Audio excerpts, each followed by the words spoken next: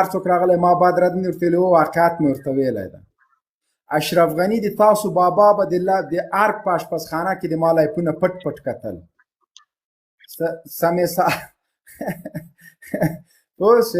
اوس هم زه رسنیو ته اوس نه یم راغلی، ټیک ټاک ته اوس راغلی یم. ټیک ټاک او دا هم د دې په خاطر راغلی یم چې ګوردنبرونګ ده که شیشنبونګ ده دا د مونږ تربور ده، د عذره ده، د لوګر شریف ده. 300 کاله مخکې تللی و چین ته، دا اوس غټ خدمات یې روان کړی.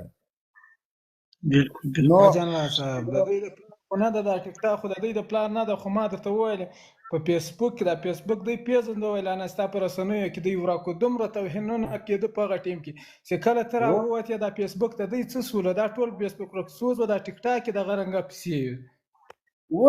اوس ځکه د اتحاد خبرې م کومه ترافیک ماما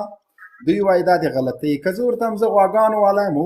دا خو ټولو نه خطرناکه خبره درته وکړله او دا د استخباراتو سړی ده او دا د پاکستان سړی ده او دا وروره پرپدر د هغه سړي نه حالت چې د امریکا په موجودګۍ کې د روس په موجودګۍ کې زی د پاکستان آی اس آی ته جاسوسي کوي،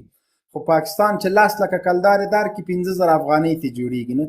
دا چیزان ملک ته سړی جاسوسي کوي خدای دې ورمې ګرمات کړي. ښه او هغه څوک چې په نظام یې وکړي او د مور شیدې دي چې نن مې یو بل لیده وروره ګوله تلویزیون کې ناست دی خدای په لحاظ ولې مکتبونه خلاص کوي کینه غله خدای دې د هغه رئیس دی زه یې پېژنم پای زه یې پېژنم